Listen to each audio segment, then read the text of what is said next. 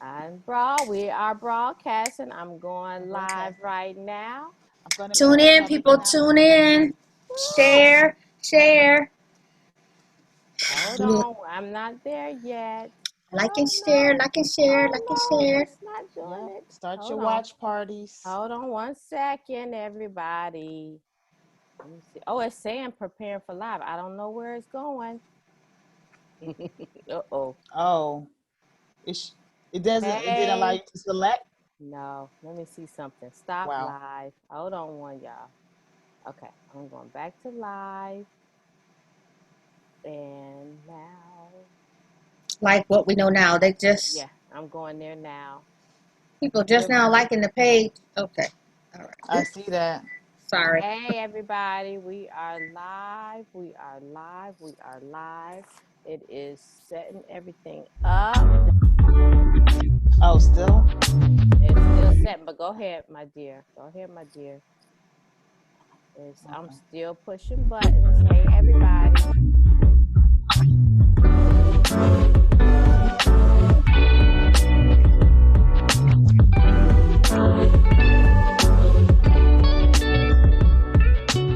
Welcome to What We Know Now Wednesday, Myths, Truths, and Solutions About Hair Loss with Dana Wilson, Lori Huckabee, and Tamima Ali, the hair advocate. I don't know. That music always get me fired up. Yeah, It so does. It makes you move, don't it? Always get me fired up. it's so Hey. nice. So nice. Hey, everybody, I'm Dana Wilson.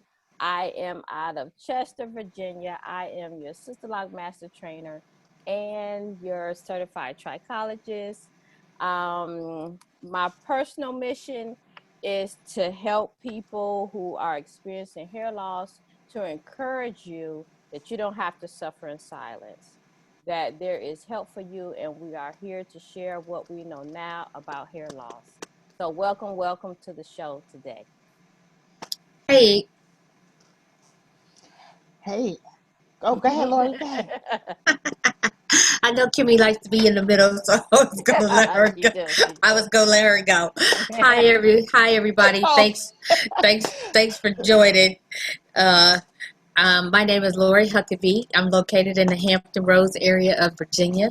I'm a certified trichologist, a licensed cosmetologist, and cosmetology instructor.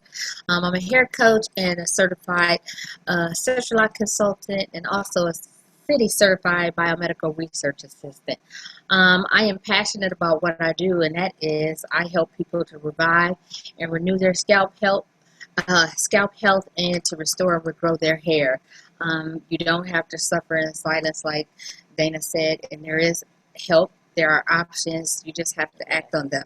You have to act fast. At the first sign that you notice something is not normal, that's when you need to. That's when you need to act on it. And we're your hair advocates, and we're here to help you. So thanks for Cool. joining. hey, everybody. If you didn't share, please go ahead and share. Start your Yes. watch parties. Go ahead and hit the thumbs up. Let us know that you're there. My name is Tamima Ali. I am a certified trichologist in Charlotte, North Carolina. I get to the root of your hair loss or scalp disorder. My goal is to help as many people as possible to look and feel beautiful.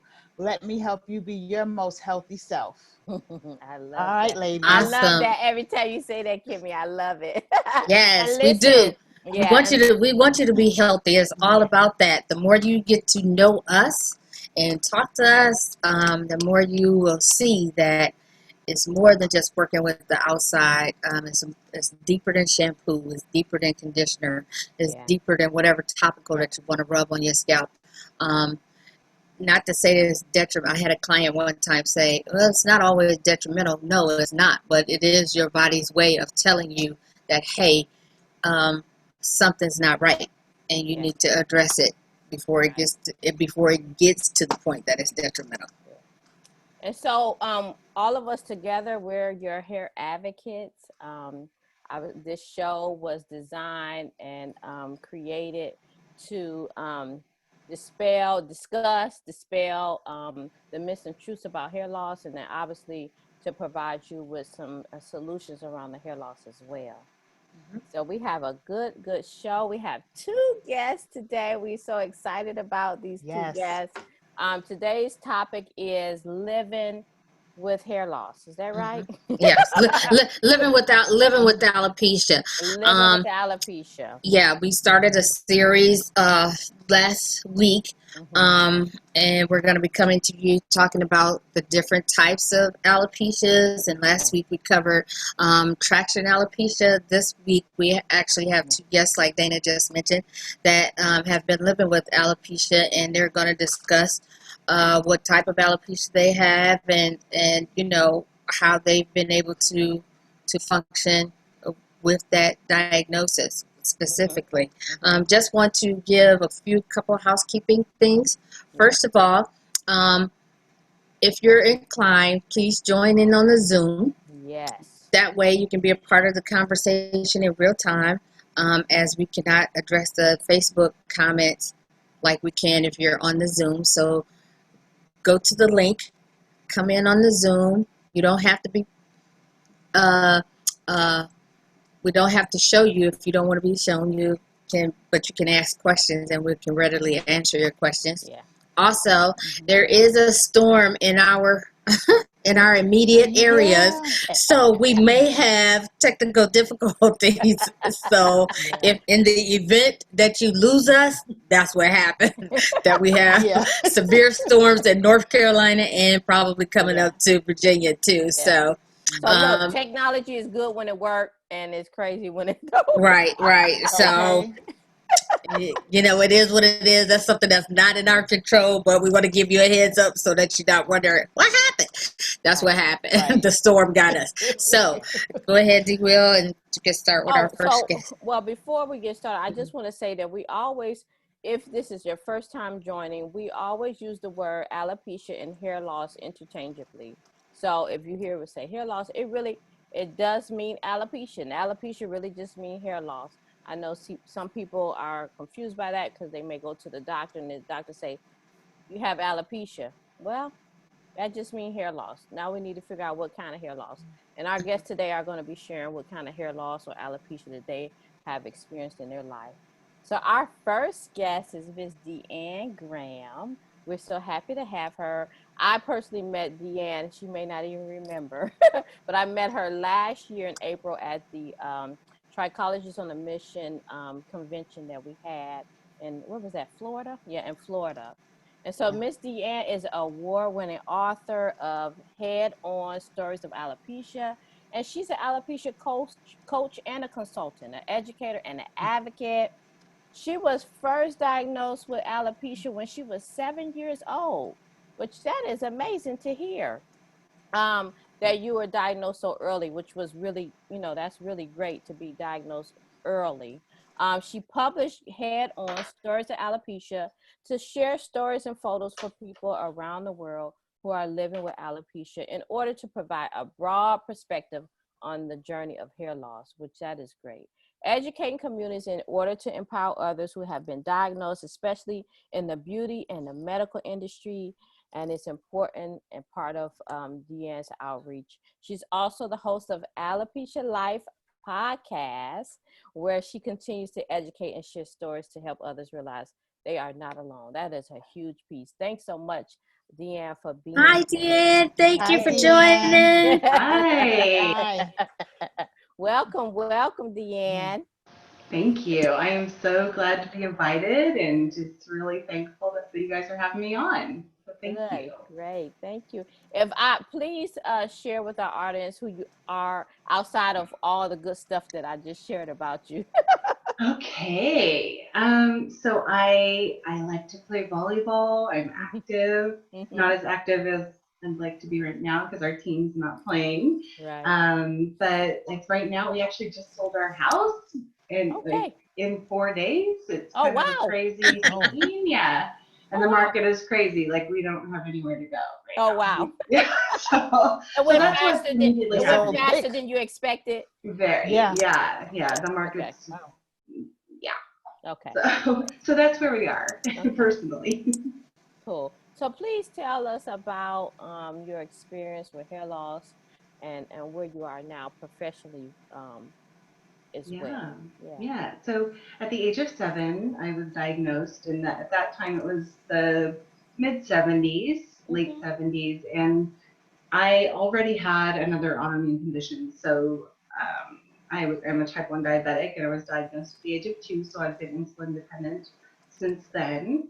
Okay. So alopecia areata was my second autoimmune diagnosis, but I had never even heard the term alopecia or autoimmunity until, I mean, I would say maybe 6 years ago. It wasn't a real common term to be thrown around, and especially related to hair loss.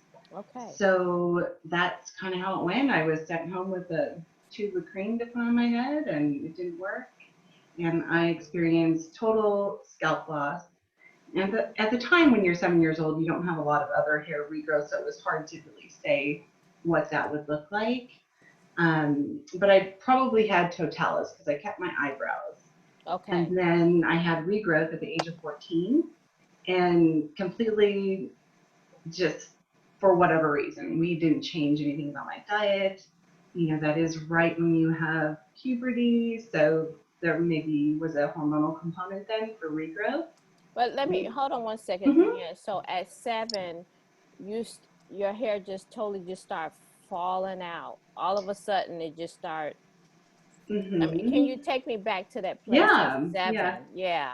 Well, at 7, I mean, my memory's not great. I do Okay. remember the telltale coin size shape, right? I mean, everybody says when you start losing it, oh, it's the size of a dime, the size of a quarter, depending on the country you live in. It could Mhm. be Mhm. a Mhm. loonie, or if you're in Canada. So that is kind of how it started. It was a spot on the side of my head, and I could Okay. feel it. It was after a bath. We discovered it. My mom was combing my hair, and I don't remember this masses of shedding. It wasn't Right. like just hair coming out. It was probably fairly slow, but it was I was probably bald within, I don't know, 4 months, which Okay. Really? sounds fast. Okay. But and I had long hair at the time, but I don't remember that much of it at that age. Okay. Um, so I had any other questions about when I was 7, No, or no, should we? that's Okay. no, that's perfect. Right on. Mhm. So at the age of 14, I had regrowth, almost complete, and it pretty much started falling out after a year again in the spotted way again. It was just a little spot here, and it would grow back in, and then another spot over here. And by the time I was 28 and pregnant with my daughter, I started to lose it pretty rapidly Okay. again. Yeah. So So I when had. it came back, I know you said you had it spotted, but it was you had lymph to it. You were experiencing life with hair and styling and Mm-hmm. all that good stuff. Yeah, yeah. My sister even gave me kind of a cool 80s haircut. Okay. So it was it was very fun, Okay. and different. I mean, looking differently, you get a real interesting perspective on life. And Okay. I know for sure I was very observant in the way that I watched how people responded to me in public. Okay. So Oh, yeah. perfect. Perfect. Mhm.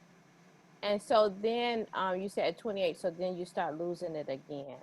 Mm-hmm. So you're going to a dermatologist at this No, time?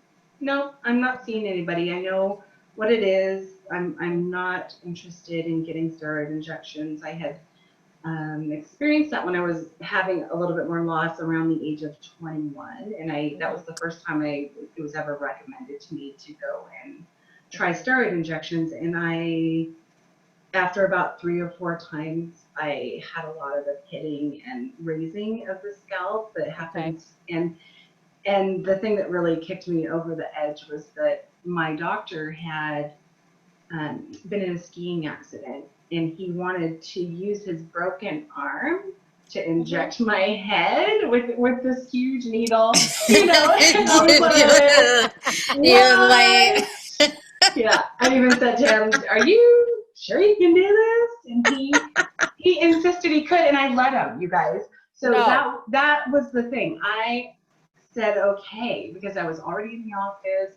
I've been waiting a couple months. I mean that situation that we're all kind of in sometimes where we go, I'm already here and right. you've done it before, but then that was actually the worst injections I've ever received, and I said never again. I'll never do Oh Okay. that. my gosh. Oh my Yeah. God. Okay. So at some point you just, I mean, I'm assuming at some point you have decided that this is just what it is, Hmm. that you're not going to have hair. Hmm. How did you come to terms with that? It took a long time for me Okay. because for 30 years, I've never met one other person who looked like me. There was Okay. nothing in the media, there was nothing positive to say. I mean, the things that were available, I'm not even sure when Britney Spears came out as like totally crazy. You know, she shaves her head, and then everybody Mm-hmm. goes, "Oh, you're bald, you're crazy." You know, you're already, Mm-hmm. then you're associated with like you're Okay. making Right. some type of statement or you've just gone loco. So it's just one of those things where um, when I met someone, and I met a lot of people at one time. I went to my first alopecia conference, and it was eye-opening to me. I thought, Okay. wow, I am not alone in this. And at the time, I wanted to write a book about it, and I didn't Okay. know really what it wanted to look like, what I thought I wanted it to look like. I had an Mm-hmm. idea, but when I started to meet other people, that was part of the healing process for them Mhm. and for me. And I Mhm. didn't Okay. really realize how much of an impact that would make on me as Okay. a writer. So, So did you go to the you went to the NAF conference? Is that where hmm, you went? The National yeah, Alopecia Areata Foundation conference? yes, Okay. yeah. Mhm. Mhm. Hmm. Yes. Yeah, Okay. Mm-hmm. and I met some amazing people. And that year, I was wearing a wig at the time, Okay. and it was interesting because your perspective is, I'm coming at it as someone who's wearing a wig, and maybe nobody will even notice that I'm wearing one, and I can Mhm. just sit and observe and pay attention to what people are saying. But I really struggled over that how to attend. And the Okay. scarf, I never would have gone bald at that time. It Mhm. just wasn't an option for me in my mind. And so just going in the wig made sense. And the next year I said I won't even take the wig, and I wore scarves the whole time. And that really was the beginning for me of making connections with people who Okay. understood what I was going through, and that was just fantastic. So, Mhm. Mhm. Mm-hmm. That's Awesome. okay. That's perfect. And so you wrote a book. hmm, Mm-hmm. yeah. Tell us about your book. Well, it's a little bit like what I said. I wanted those images of people to be beautiful, right? I wanted to have others who didn't understand alopecia. I wanted to give them the opportunity to kind of look at something without having us explain everything. It's set up as a Okay. coffee table book, so Right. you see it at grandma and grandpa's house, and a friend's over, and they open it up and they go, "Oh, Okay. this is what is going on," right? Mm-hmm. And you don't have to just be explaining it all the time. And there's a little bit in the beginning where I do a little alopecia areata 101. So I talk about the different variations of autoimmune hair loss. Mm-hmm. And so we talk about that, and I talk about some things the stigmas that I would like to be removed. That's the purpose of the book, Mm-hmm. and it's an education piece. Truthfully, I'd like to see it on every hairstylist's coffee table. I would love to see it in every medical dermatologist office. That Mm-hmm. would really please me.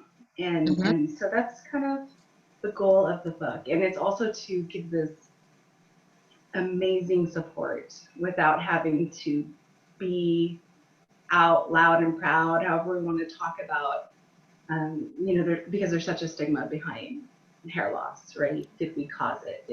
What did we do? What are we not eating right? And we get a lot of outside input from others too. Right. Right. Now, Kind of. Jen, go Yeah. ahead. I'm sorry. I was gonna say kind of unsolicited Oh yeah. advice and information and Mm-hmm. things at times. Yes. Oh yeah. Hmm. Oh yeah. Oh, Yes. so you had a daughter or a son? Yeah. I have a daughter and a son, You have a actually. daughter and So son. yeah. Now, were you concerned about if they were also going to have alopecia as well? I I think you think about it because you can't Okay. not as a mother, right, or as a Mm-hmm. parent. You think about it and you wonder, but spending that time just obsessing over it is Mm-hmm. there's no use in doing that, right? I mean, I'm way more concerned about them developing something more physically Right. serious, right? Like Crohn's disease, Hashimoto's, Right. Right. Right. anything really debilitating. And that to me is more important. But we do what we can to avoid what we can. And it's so interesting, right? I mean, because I'm not sure how much you know about alopecia areata. And I'm glad you said it, because my next question to you was going, if you can just share with our audience what that particular alopecia is, that would be great. Yeah. Yeah, and just kind of like you said, with alopecia and hair loss is interchangeable. Yeah. The word alopecia, when I use it, is interchangeable with all forms of autoimmune alopecia. So alopecia areata is the main medical term, and that's used across the board for totalis areata and universalis. So it starts out as that point-sized spot typically, but it could be really diffuse loss. Right. And so sometimes it doesn't really manifest in that point-sized shape, Right. but there's usually a genetic factor.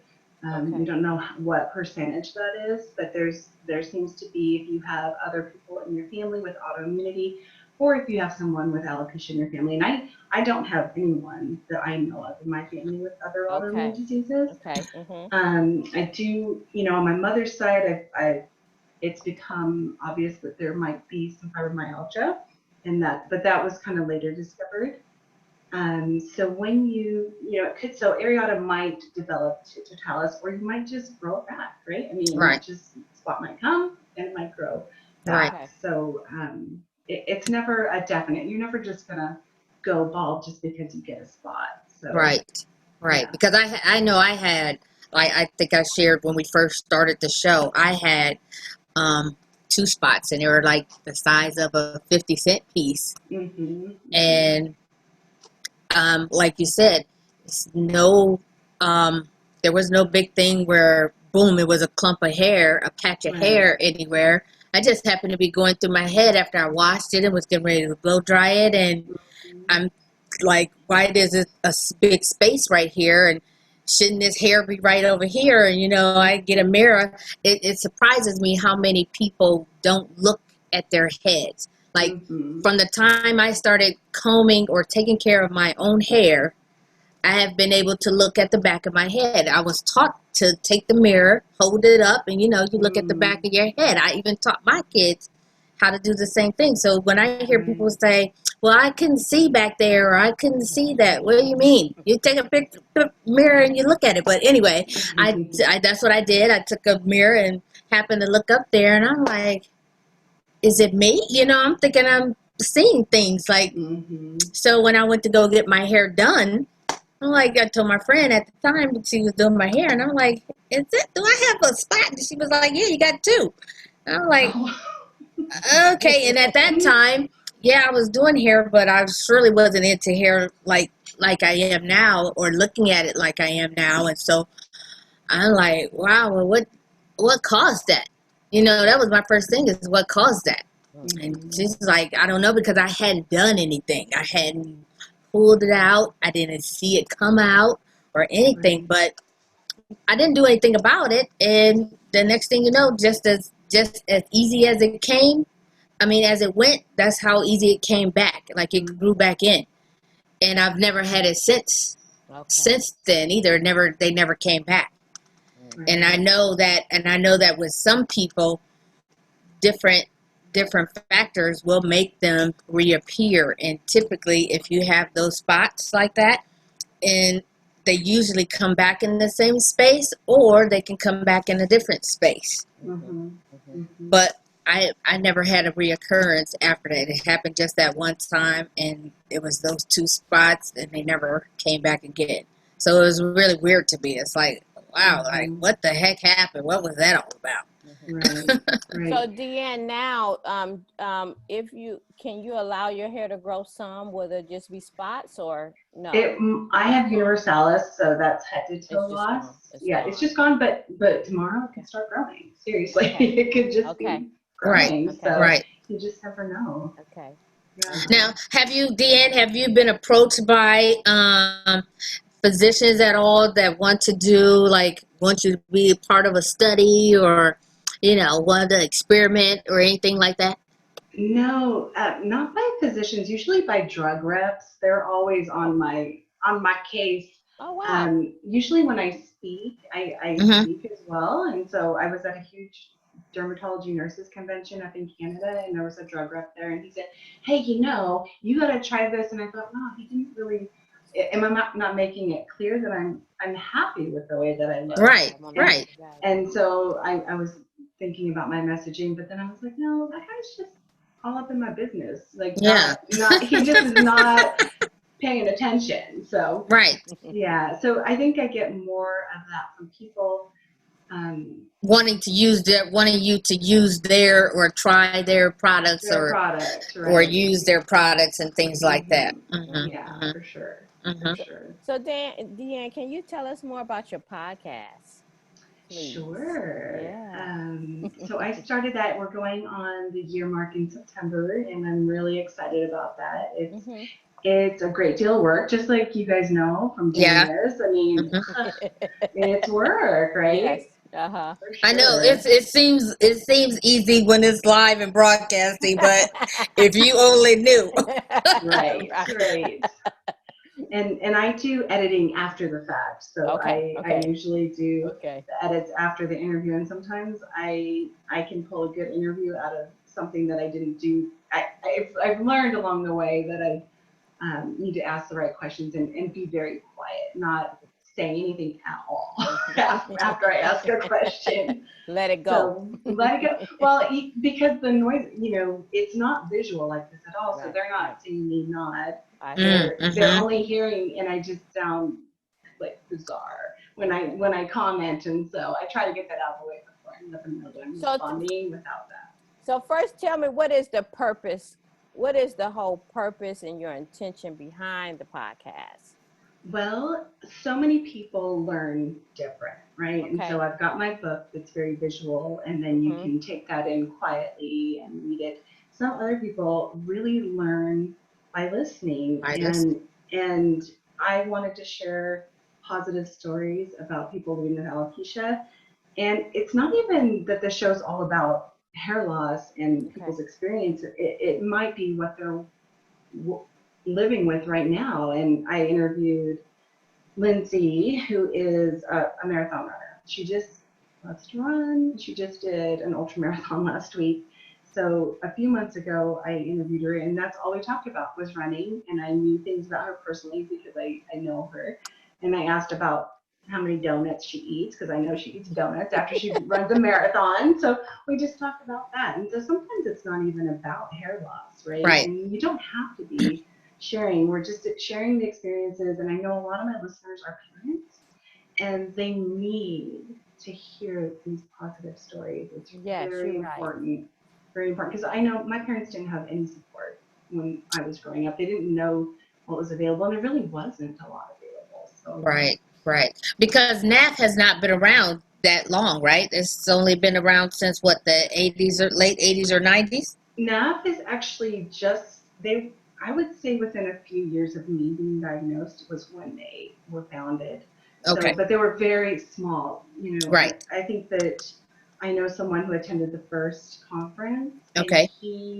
I think he was saying there were maybe, 50 people there. Mm-hmm. So it's changed over the years, and their messaging has changed, and their focus has become a lot on research Yes. and big Res- pharma a little bit. And Research and legislation about getting, getting coverage, medical coverage yeah. for people diagnosed with alopecia. Yes. Yeah. Deanne, have you interviewed your parents on your podcast? I haven't. I've been thinking about that. I've I been think thinking that would about be that. interesting. I would totally be game for listening to that because I think that it's a different perspective with dealing with a child with alopecia. I don't know, had your parents deal with alopecia for themselves? No. Okay, Mm-mm. Mm-mm. so that would be so interesting to me to hear their perspective. I think that All would be a great right. idea. All right. Hint, hint. That I would be a have great I have a idea. feeling my dad would be like, I don't remember. I mean, like that because I But asked him a lot of things. that's He's like, so. I mean, even though we play down hair, but hair could be a big deal, I don't know. especially for a child at 7. Oh, and being Yeah. yeah. a parent for a child that's 7 that's losing their hair, I would be totally engaged in hearing that conversation. All Right, right. because like you said, Totally. because like you said, at the time there was nothing out there. Like Right.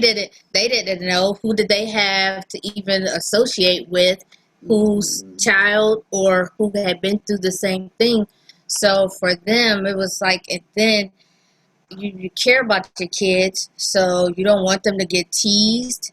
You Mhm. don't want people to look at them funny. You don't want any of Right. that for your kids. So Right. if that's happening to your child, that hurts your child, that hurts you, and it's like, what do you do? So Wow. I'm sure they had um that kicked them up a whole another level and to love Mhm. you even harder. You know what I mean? Just to keep, because you want to protect your children. That's what we do. Mhm. Yeah. And Mhm. I want from to hear it. everybody else. So I, yeah, even if he didn't remember, he would probably know, him and your mom would probably know what they felt, Mhm. or For sure. how they felt in trying Mhm. to, make sure that you were okay, let Mhm. alone them being okay too. Right. So yeah, Right. that would be an awesome podcast. Deanne, Yeah. tell us the name of your podcast again, and then also what time you air and what platform are you on? And put it in the Sure. chat box. We can put it in the chat box. I'll do that Okay. while you're Okay. talking. So, Lori, it is Alopecia Life is the name, and you can find it on any podcasting platform that you have.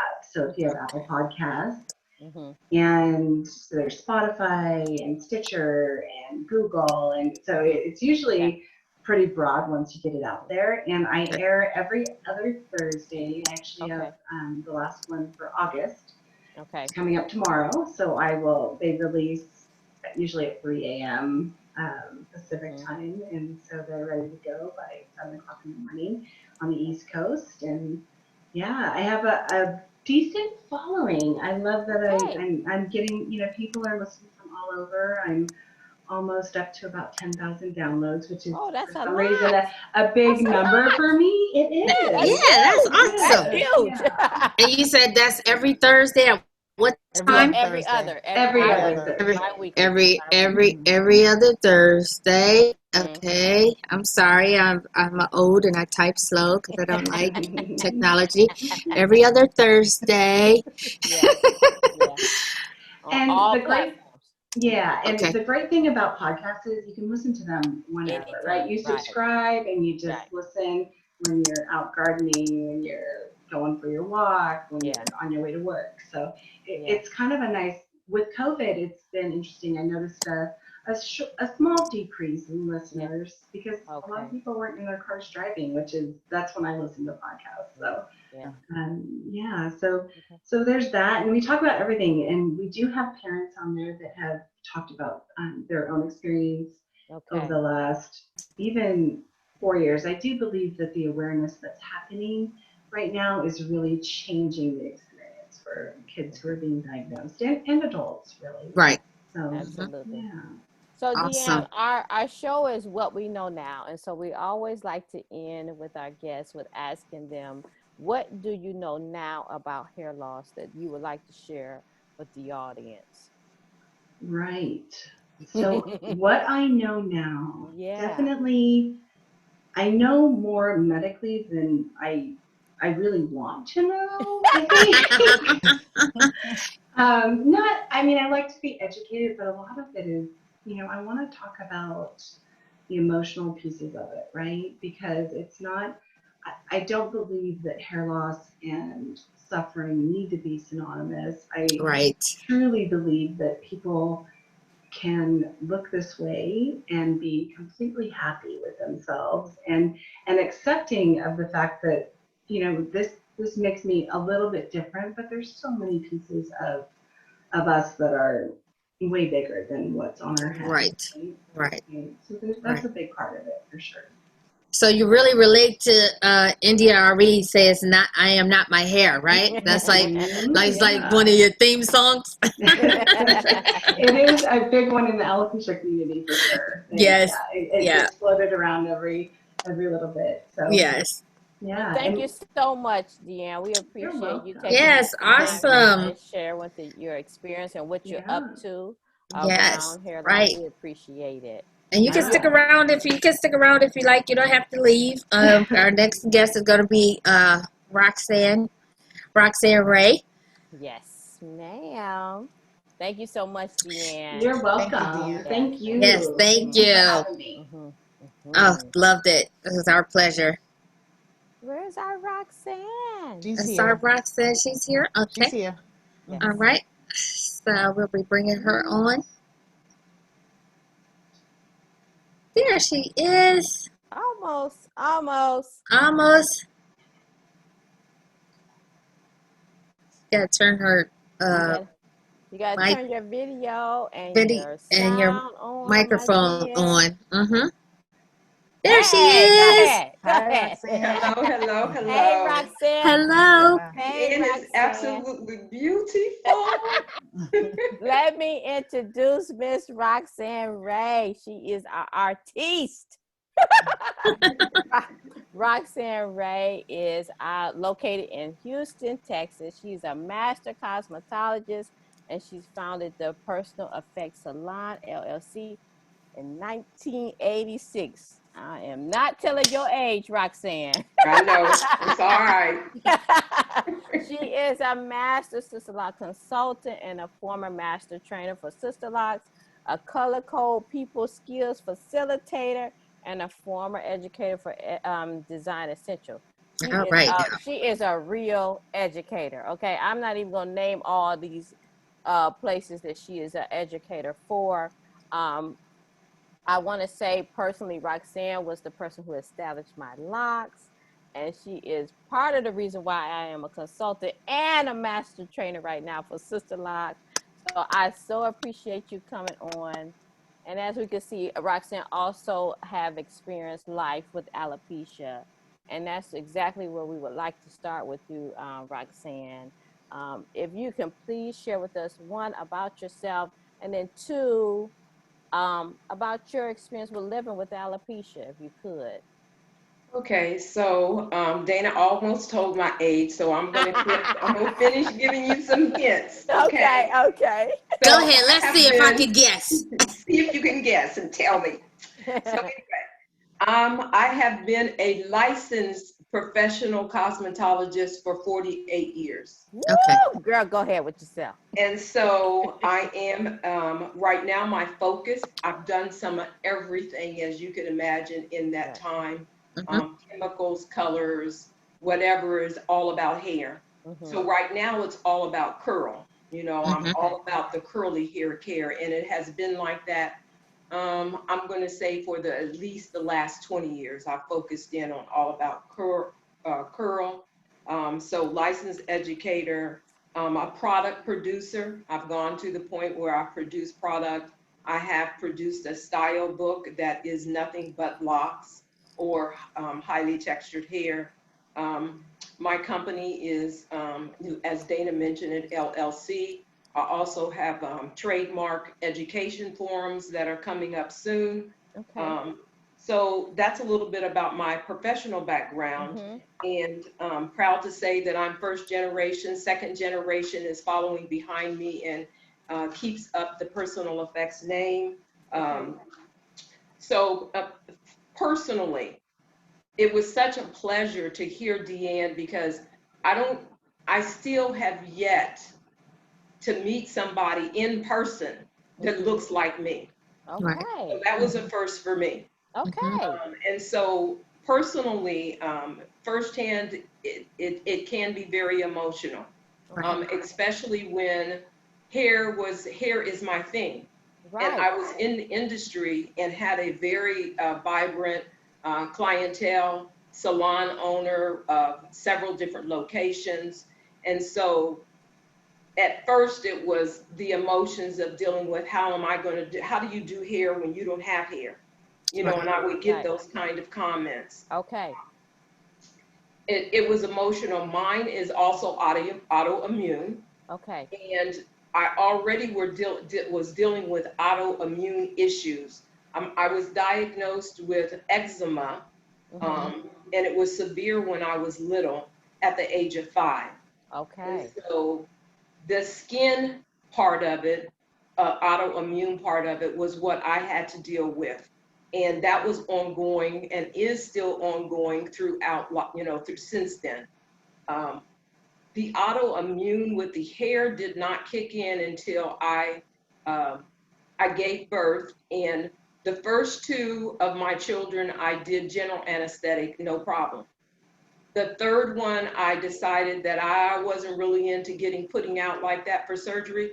So I opted to do a general anesthesia. And so after much research and having my third child, come to find out that you can have an allergic reaction Okay. to the anesthetic. And so what happened with me at first is that everywhere, you know, you do a epidural, and they numb you right up under your, you know, right under your breastbone. And so that's 2/3 down. So what happened with me is that my hair starts shedding 2/3 down.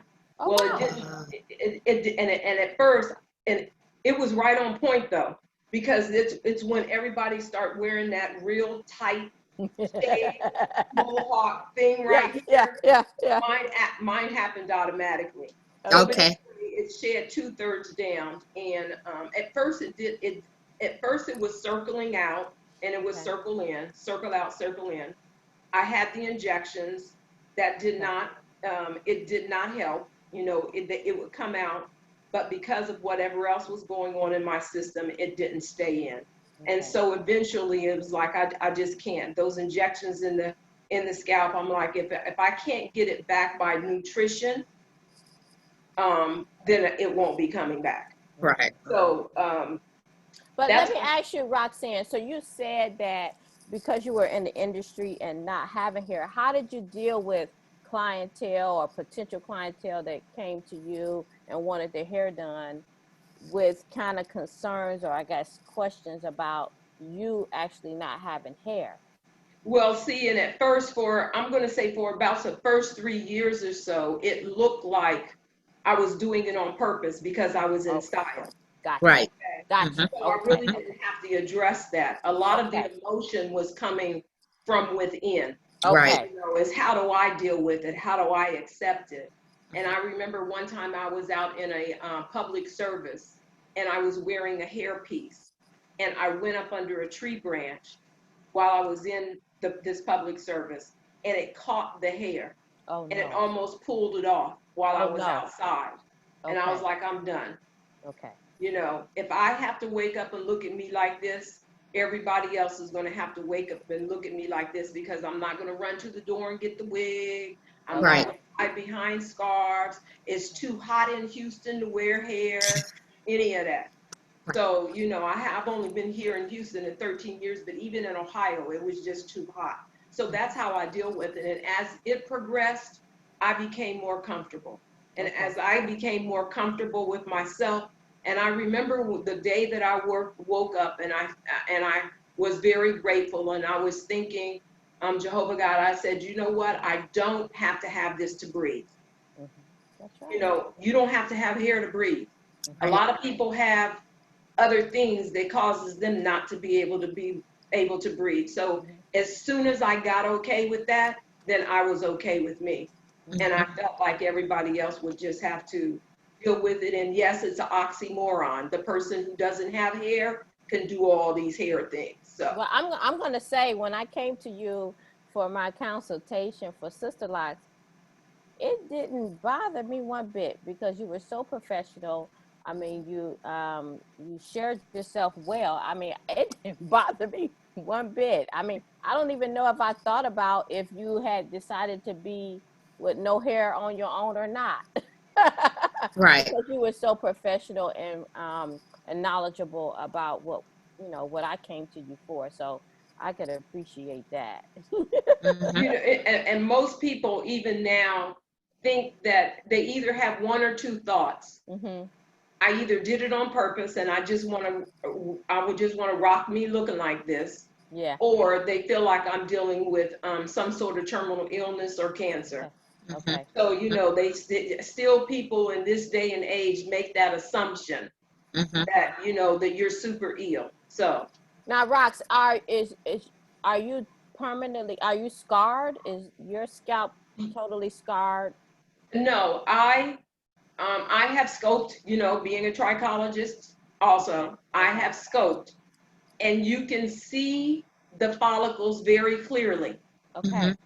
Now, I'm excited that research is going on, and I don't even know if I'd want hair at this, but you know, I don't even know Right. if I'd want it back at this point, but I'm excited for the research because I see the follicles. There's Okay. no activity.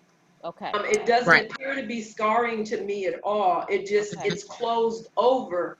And Mhm. sometimes I declare I'll come up here and go ever so lightly and I can feel like peach fuzz. Okay. Mhm. Okay. Mhm. And so I haven't been scoped probably in the last 4 or 5 years. So I don't know what it's looking like now. I haven't Mm-hmm. taken the opportunity to do it because I'm just comfortable. Right. Okay. Yeah. Right. This is a way of life at this point. Yeah. And, and Yeah. and then too, like you said, you're comfortable. Like it's not to the point that you're obsessed and like, oh, I gotta have hair. I gotta Right. have hair. No, you're comfortable in you. Period. And Yeah. so with or without hair, you're fine. You're Mm-hmm. And right. And that's yeah. Mhm. I'm But sorry, I'll wear pieces sometime. You know, sometimes every Right. blue moon I'll put on a piece and I'm like, Right. oh, okay, that hair is cute, but I'm yeah. over it now. Okay. Right. And That and day's that's gone.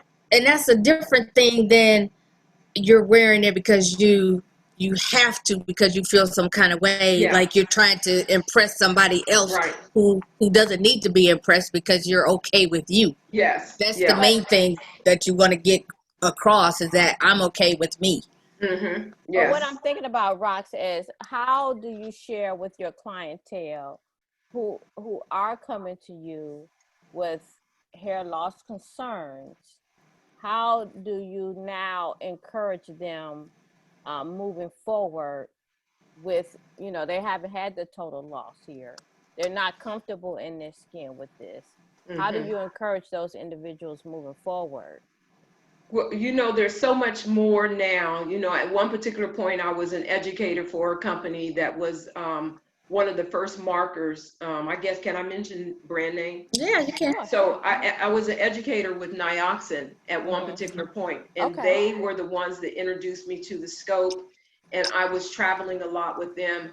And so that helped me as I educated myself, I would educate clients. I would do the Okay. scopes on them.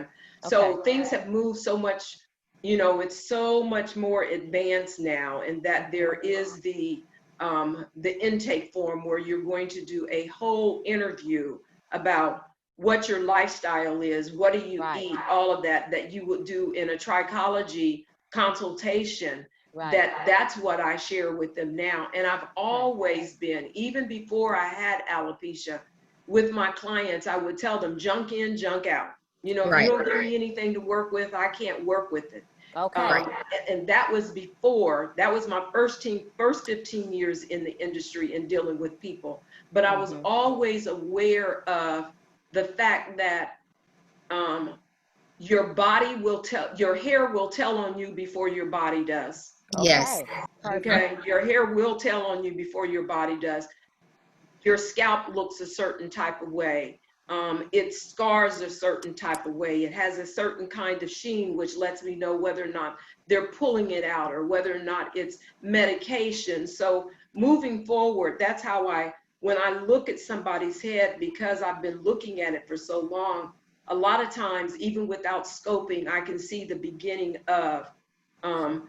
Okay. different types of alopecia or hair loss. Okay. Correct. Now, because of your experience and sensitivity, I mean, I know you've had sensitivity to products. Um, what are you doing now? I guess in regards to, I mean, obviously you have alopecia, you've had sensitivity products. So please tell us and share with you what you're up to now. So what I'm up to now is that I have had, I have had sensitivity with products. There are services that I had to quit doing because it would make my nails list or whatever the case may be. And seeing since I've stopped doing all chemical except for the color that I use now, it's not a water base. It is a non-ammonia, non-peroxide. Okay. So it really helps me to be able to stay on that part of the art.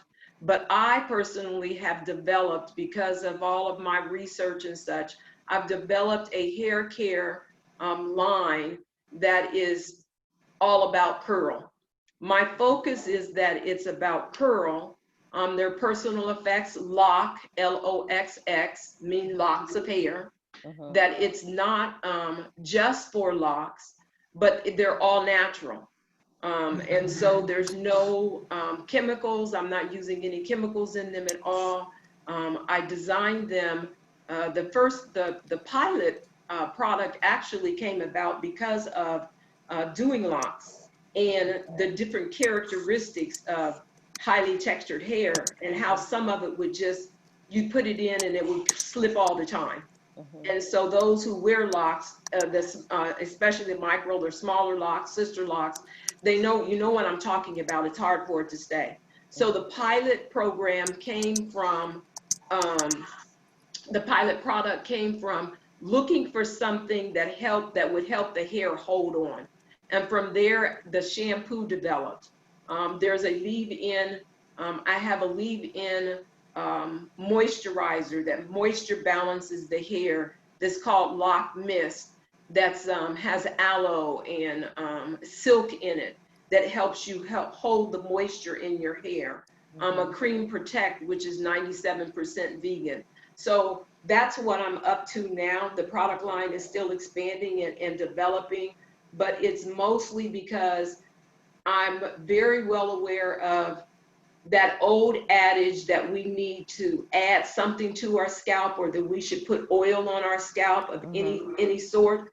That's such a misnomer, when really it helps to contribute to alopecia, because you're clogging up the pores. And you want to make sure that you clean the pores rather than clog the pores. So what I've developed is products that are biodegradable, that easily break down in the atmosphere, or when you put water on them. They are water soluble, but they still assist in helping the hair to lock, and then after they're mature, helping them to have the moisture balance that they need without buildup or a tacky or residual buildup to it. Hey, Roxanne, I have some people on. I have Farika Broadneck saying hello to you. Hey, Farika, how you doing, Rika girl? I have some people saying they love hearing your story. Thank you so much for sharing. What we always end with the show, obviously our show is named What We Know Now. Can you please tell us what you know now about hair loss? And obviously, what do you know about hair loss? And I guess it can be futuristic, or with just what you know now as far as your experience concerned. Yes. Well, what I know now is that there's a lot, there's just like Deanne was, I'm not the only one, but so many people, so many people, not just women, are not comfortable with who they are. And so being a professional, I've always wanted to be all things, even though I can't. So what I know now is that there is a place for the prosthesis, which I have created for clients. Okay. There's a place, even though you have the prosthesis, that there's also a place for the treatment of the trichology. Yes, ma'am. If the information was, we're always forward moving. And so what they know now in research is helping ones to get their hair and maintain it. Now, I'm autoimmune. Mine, it may not come back, or I may wake up and it may come back. But I do know now that for sure, because of research, what I've always thought is that you do have to address it from the inside out. Yes. Even my product line, it helps from this side. So Okay. you need to help this side, but you also have to help the internal. So I guess Okay. that's what I know now, and that there is a place, even in the industry, for the professional person. If they're not interested in the inside, that's for the trichologist to do. If they just Got want it. to do the Yes. prosthesis, that's something for somebody else to do. Everybody's not going to be comfortable or want to do the investment in. They'd rather continue to do. But let me say this about the prosthesis is that a lot of times we create the alopecia because of our hair care practices. So I'll also tell them that's what I know now. So, you Okay. know, I could, there, I should, I have started a book. I've Uh-huh. started a book years ago. I never finished it. Thank you, Deanne, for encouraging me to get back to that from several perspectives, the Yeah. personal and the professional. Yeah. So, Yeah. Roxanne, we're gonna post your link to your website, and then also, obviously, you have a marketplace for your products. We're gonna post a link in the Zoom for people to be able to reach out to you for that. And Mhm. so, Thank you. Dana, are you going to tell them of our the when they post? Please tell me. Please tell me. Okay, so we were talking and we discussed that um, the first three Hmm. who send the information, I'm going to send them, if they would like, the product line. Okay. And anybody else who is interested in the product line, if they're interested in paying the shipping, then I will have the product on me at my cost. Okay. Awesome. So you guys heard that. Yes. If you're in the Zoom and you would like to, uh, the first three people that post their information for Roxanne, Meaning you your will, email address. yes, your email Yeah. address. Mm-hmm. You will get her, you will get her, her products. And anybody else after the first three, you pay for the shipping. She will also honor that too. Perfect. Thank you so much, Roxanne. We Thank appreciate you, you being. Roxanne. Yeah, Thank you. It's Roxanne. been a pleasure. Thank you so Oh, Thank you much, so much. guys. awesome. We All love that right. you both, you and Deanne both were able to join us today and Yeah. share your perspective, because I think people really, like you guys said, you see the stares, you see how people Oh, respond to you and look at you and stuff, but no one probably is ever bold enough to actually come up and have a conversation with you. Hmm. Just a conversation to even see why. They make the assumption that, like you said, either you want to be like this or something's wrong with you. It's got to be one of the other extreme. It's got to be either of the two extremes.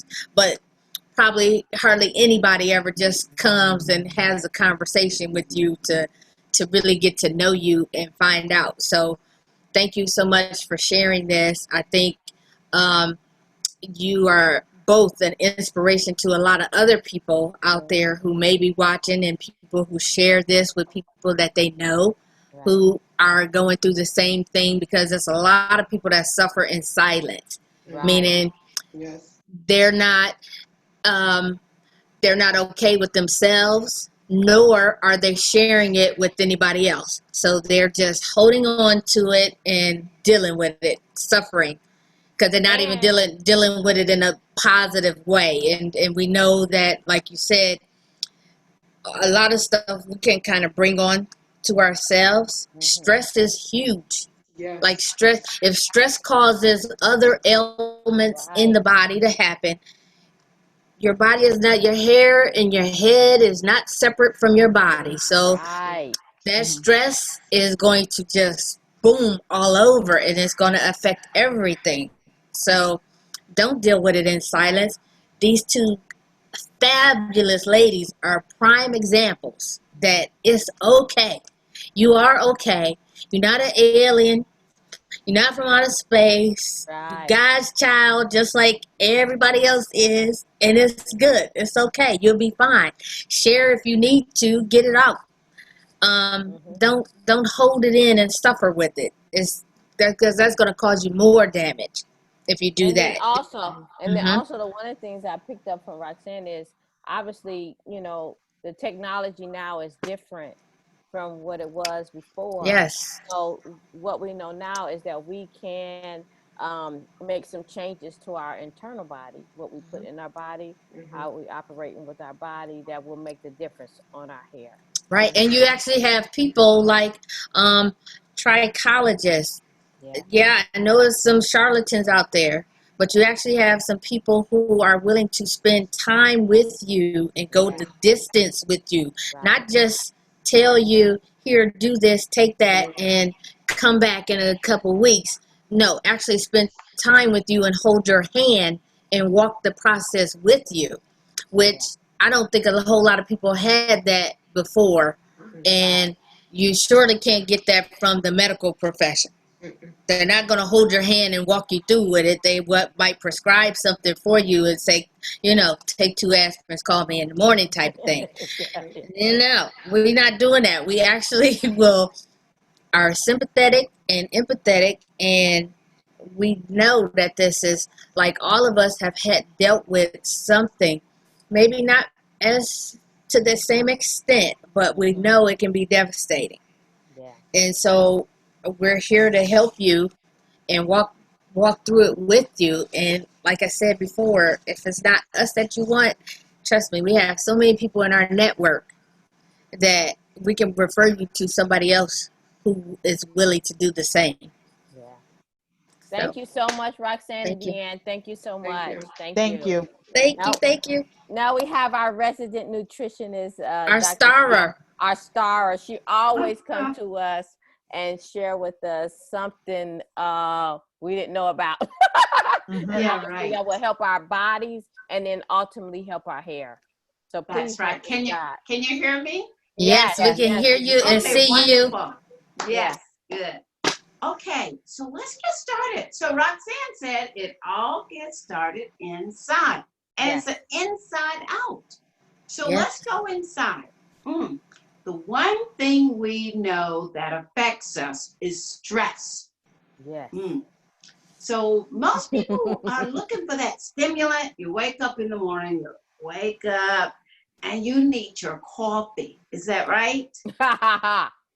Yes. And so the coffee has no nutrients.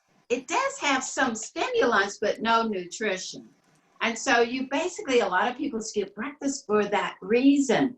But the little hair is like, hey, I need food. I need food.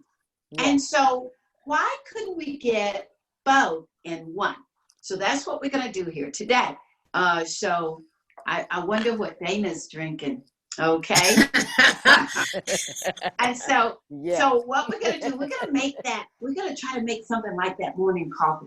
So Okay. what does the morning coffee do? Wake your brain up, get Right. those little capillaries in the brain conversating with each other, getting all the circulation going on in your head area.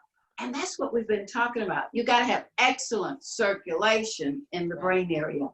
And you know what? You likely haven't noticed, but as you're talking to your clients, a lot of times you will see that maybe their brains aren't like clicking, clicking. That's maybe a little sign that, oh, we need to get more circulation in that head area. So, and then they go to, because it's the stress is going to tighten up around the little hair follicle. It's going to cause everything to tighten up your stress and nerves.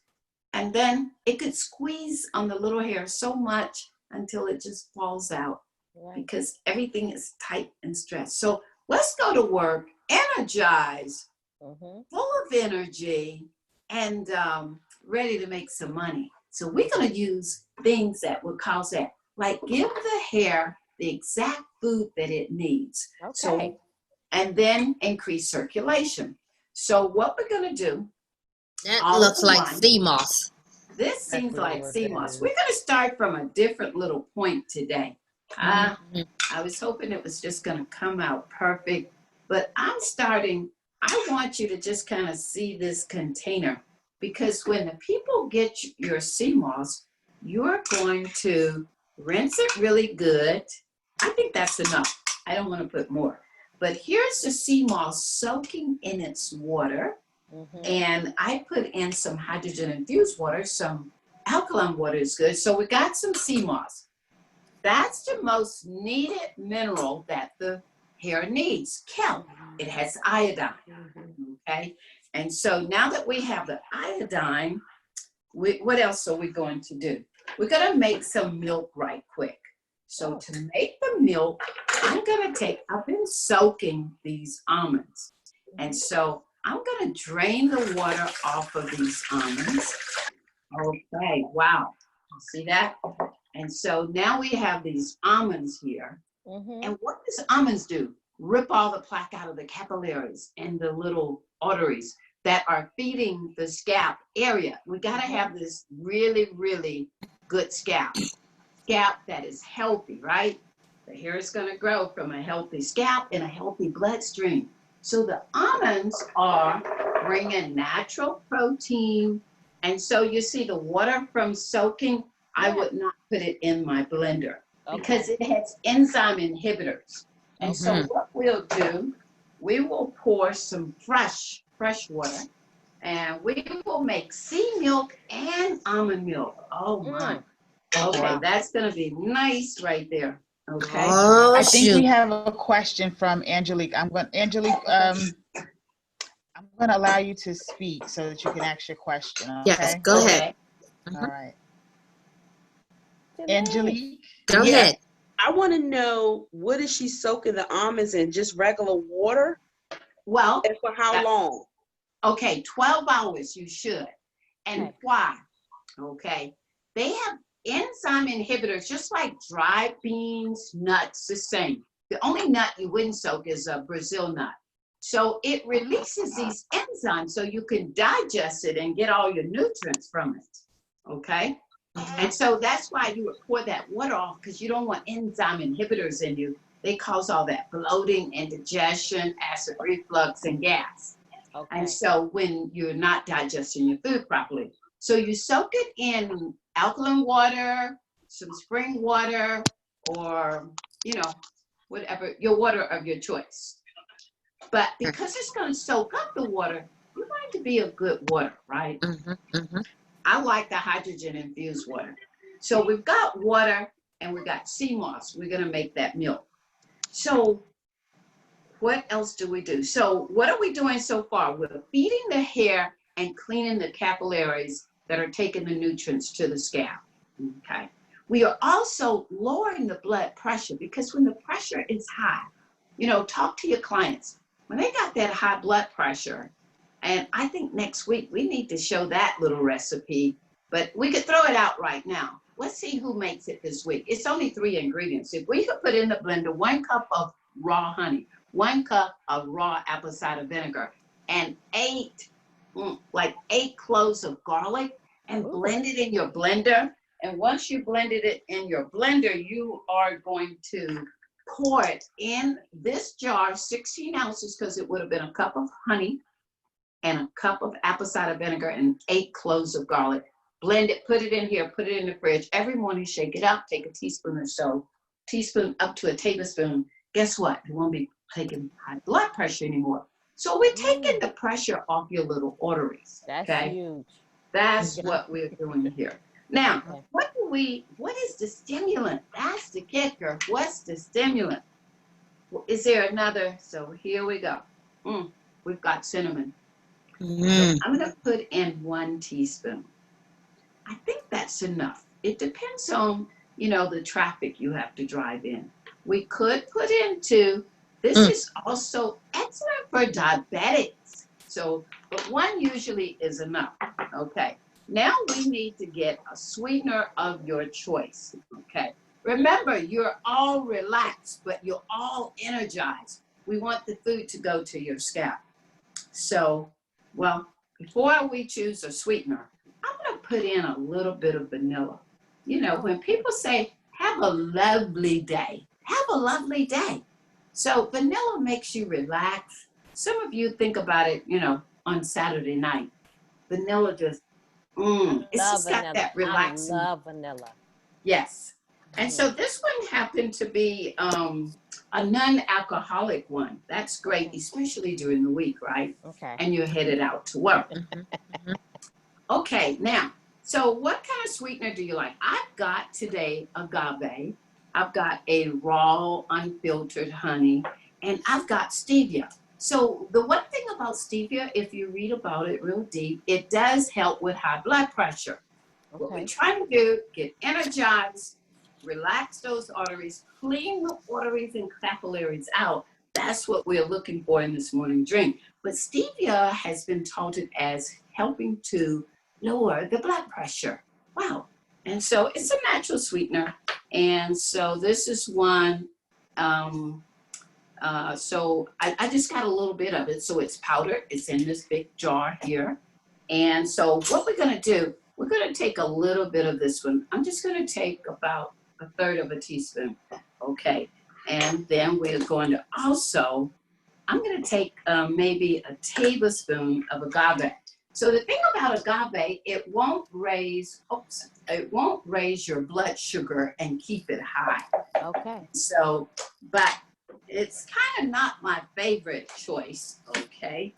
One of my choices would be the honey. Okay, I'm trying not to get too much here. And so, because, it depends on how long that ride is to work, how long you want this to last. So we've got our sea moss. Now, if I had to put one more thing in here, I would want probably a little bit more, maybe water, but sometimes you just want it to be nice and thick. And so what I'm going to do, I'm going to turn it on and let's see what happens, okay?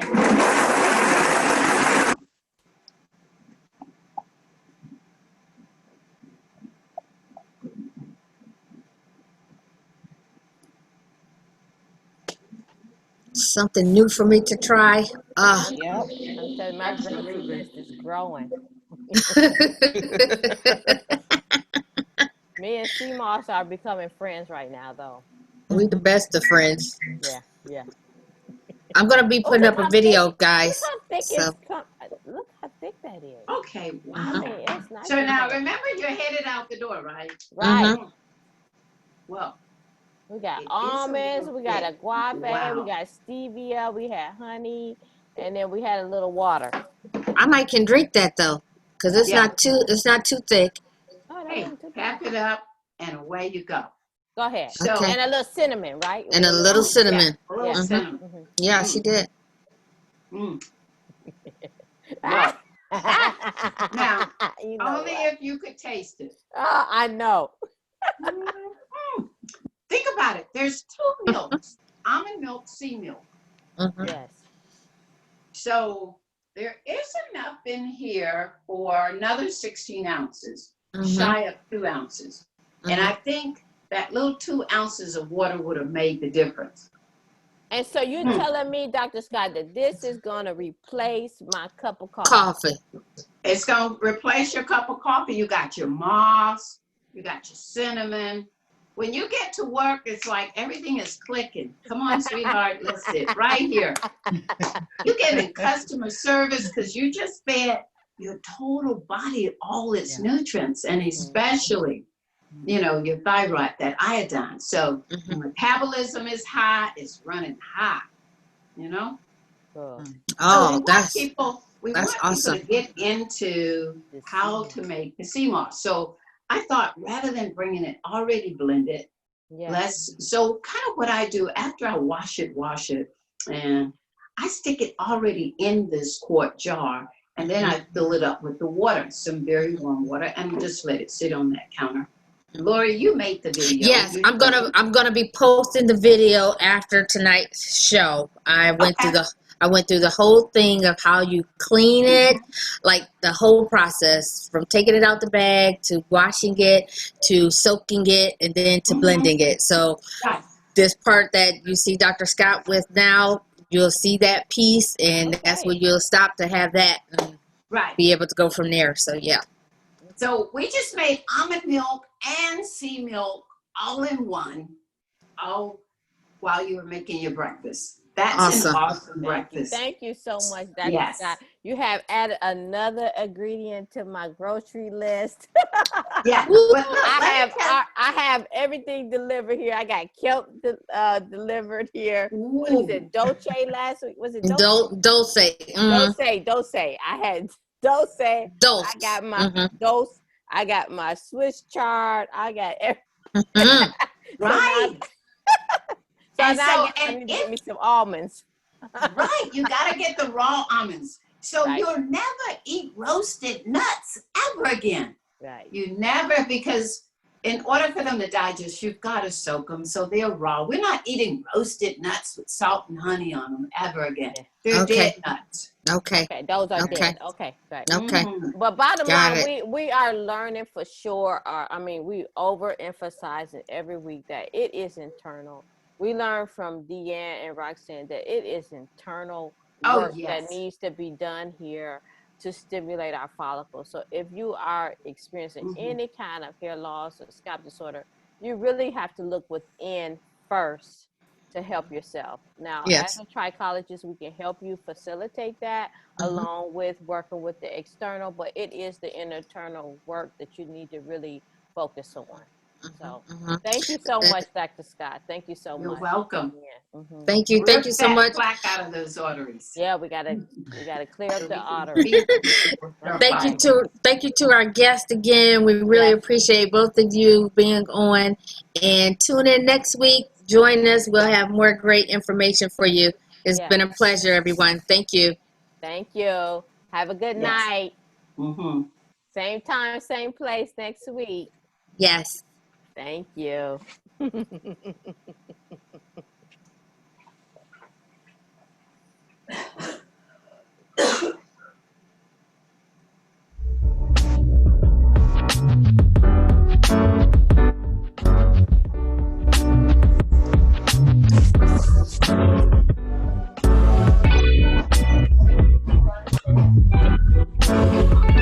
Tune in next week. Same time, same place.